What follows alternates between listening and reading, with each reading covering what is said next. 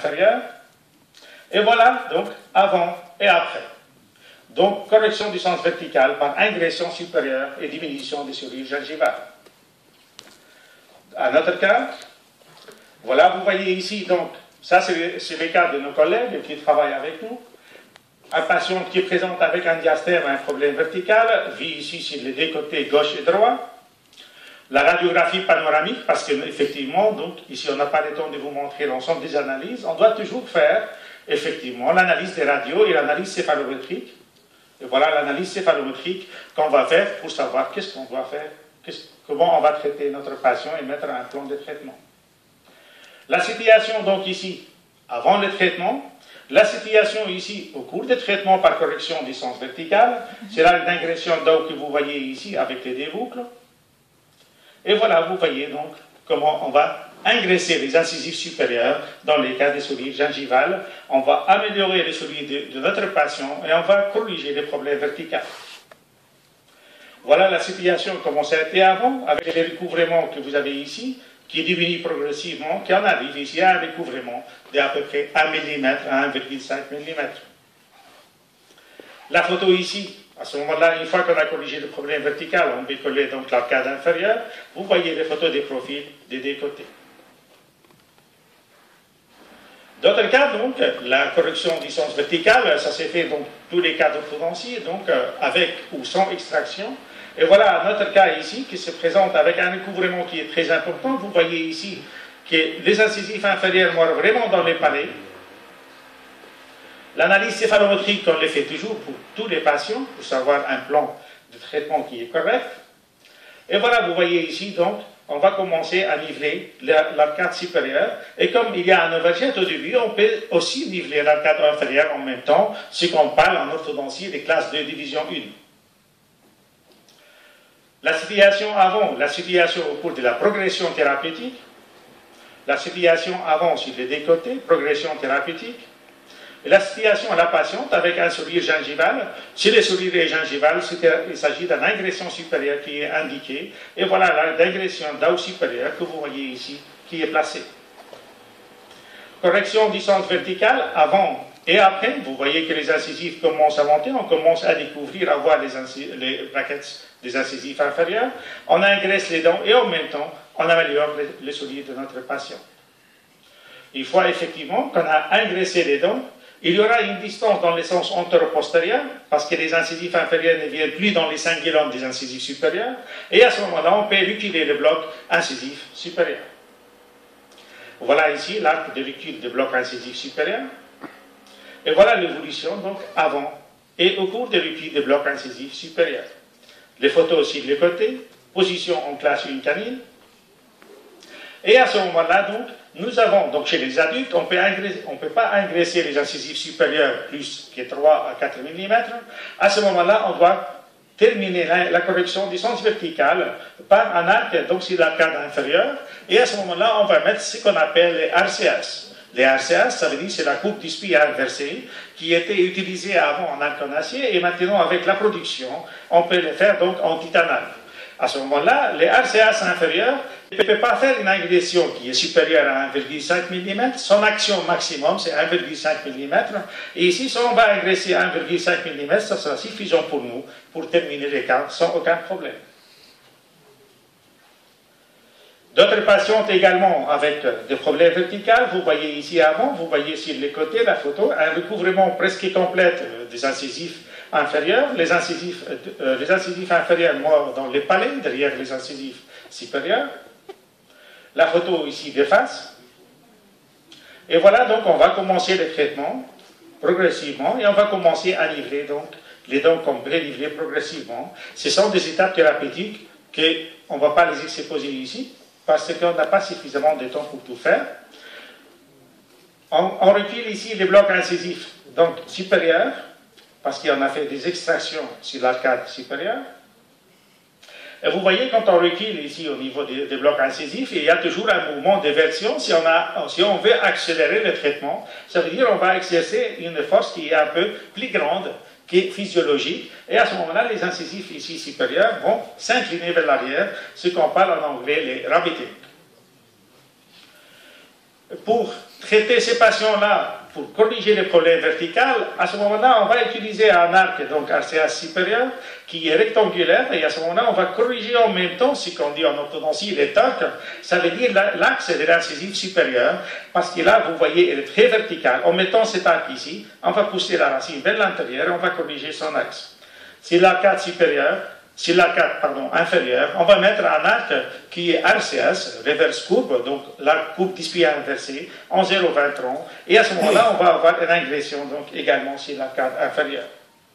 Voilà, vous voyez ici les arcs courbe d'ispie inversé qui sont placés au-dessus et en dessous dans le tube molaire, et au niveau antérieur, ça vient plus bas, au niveau supérieur, c'est plus haut. Une fois qu'on va les forcer dans les brackets, ça va provoquer une ingression. On va prendre les précautions quand on met des arcs de cette façon-là, de bien maintenir les dents l'ensemble de l'arcade pour qu'il n'y ait pas de diastèles qui apparaissent. Et ça, vous voyez au-dessus et en dessous, sur les deux arcades, nous avons donc maintenu l'ensemble des dents serrées les unes contre les autres. Et vous voyez ici les résultats, donc, normalement, 3 mois après, c'est le maximum de l'action de nos arcs de reverse courbe, les courbes d'ispie inversées. Et là, donc, on a corrigé, amélioré le problème vertical. Avant, après. Avant, donc après, une fois qu'on a avancé dans les traitements.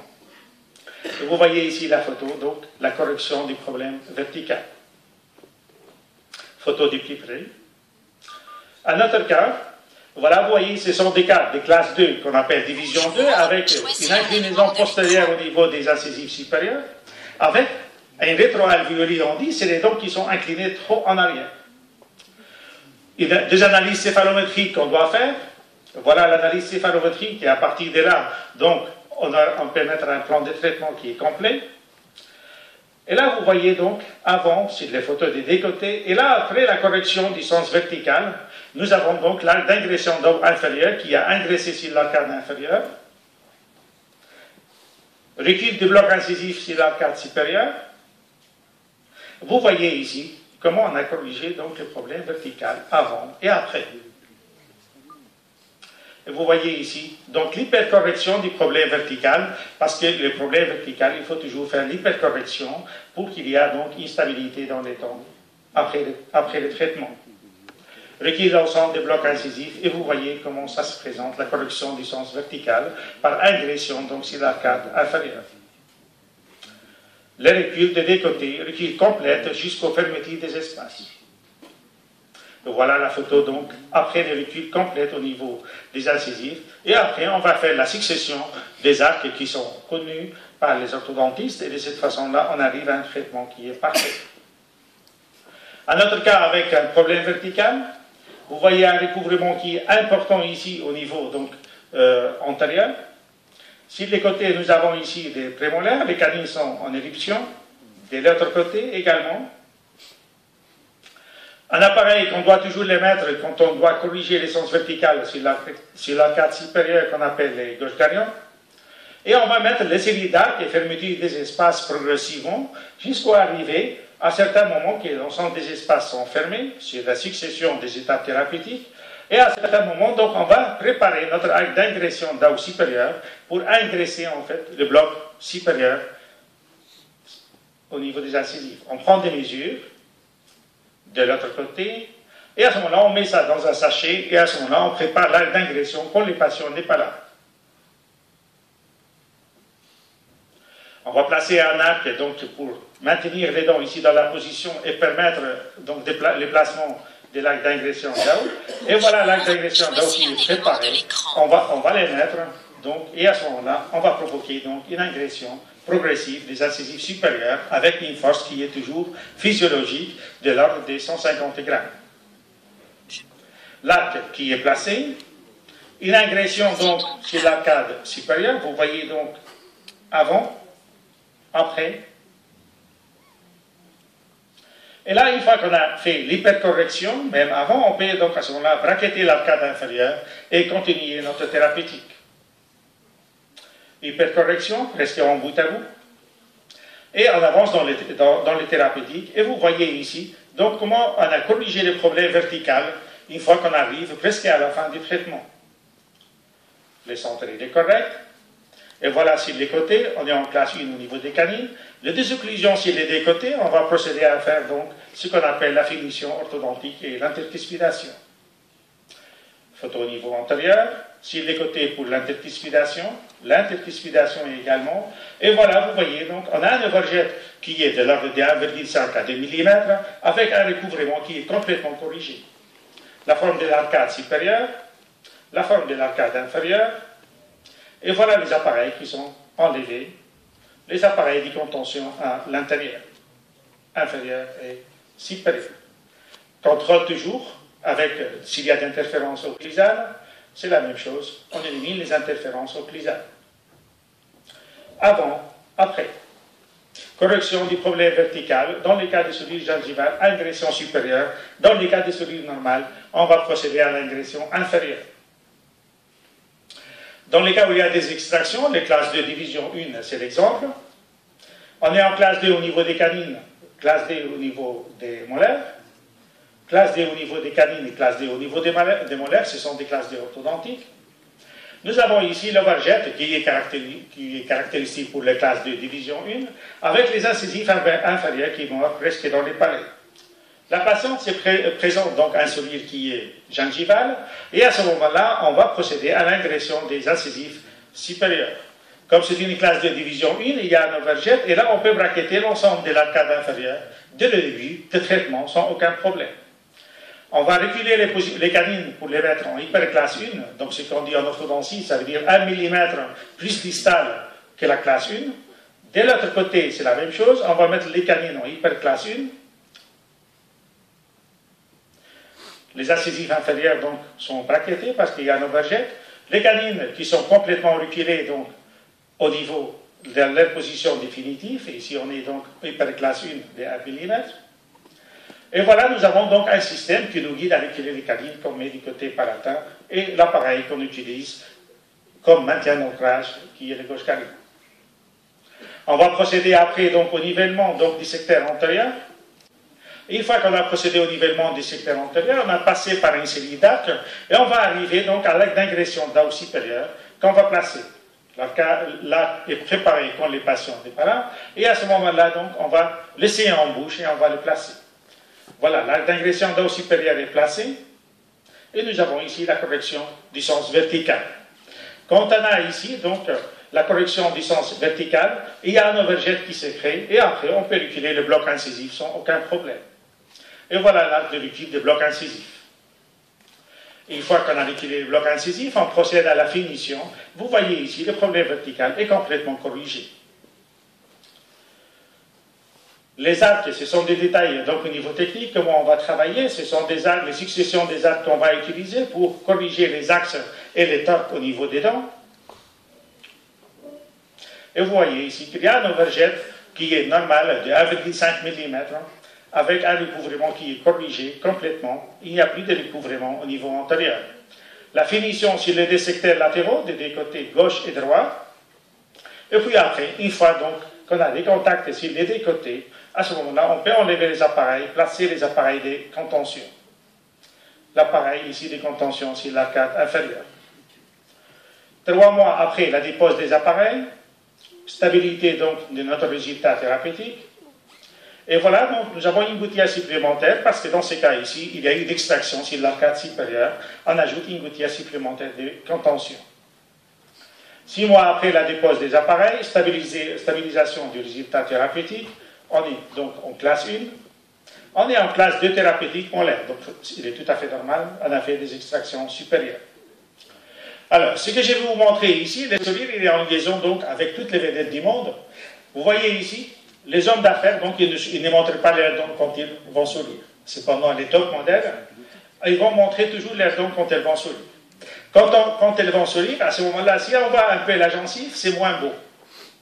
C'est pour ça que vous allez voir les top modèles, on va choisir toujours, quand elles sourient, on voit presque seulement les dents. Vous voyez, vous connaissez tous ces gens-là, d'accord? Quand elle sourit, en fait, on ne voit pas les dents. Et c'est comme ça que mon collègue, qui a passé la conférence avant, pour les photos qu'il a passées, on ne voit jamais la gencive. Parce que ce sont des photos qui sont utilisées pour les expositions. Voilà, vous connaissez aussi. On voit seulement les dents, et essentiellement les dents. Voilà, également. On ne voit jamais des top modèles et qu'on voit la gencive. Et voilà, vous le connaissez aussi, c'est la même chose. Donc il faut que les photos soient frappantes. Et ce qu'ils veulent en plus, nos patients, ce n'est pas simplement de ne pas avoir un sourire gingival, aller plus loin dans l'esthétique, et à ce moment-là, faire des dents qui sont tout à fait en céramique. Vous voyez ici des top modèles, vous voyez, on ne voit pas en fait la gencive quand elle s'ouvre. Je remercie l'ensemble de l'équipe qui a organisé cette conférence et qui a organisé ce séminaire. Je vous demande à tous d'être solidaires avec, parce que c'est comme ça que la science avance. Sans que vous soyez donc, vous aidez l'équipe qui travaille, qui ont bien travaillé pour organiser cette conférence, la science n'avance pas. Et la raison pour laquelle moi je suis ici, c'est pour vous encourager d'aller encore plus loin, sans problème. L'Europe, comme je vous ai dit, le Maroc, c'est la porte de l'Europe pour l'Afrique. Et ça va continuer sans...